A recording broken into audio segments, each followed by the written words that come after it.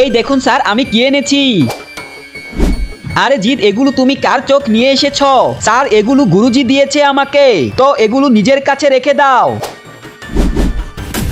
Sir, আপনি এগুলো খাঁচায় বন্দি করেছেন কেন?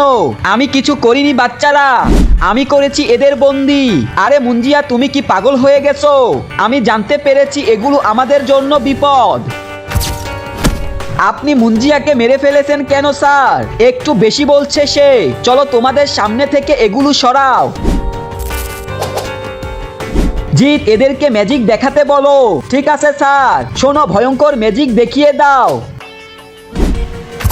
আরে স্যার, আপনি একে মেরে ফেলেছেন কেন?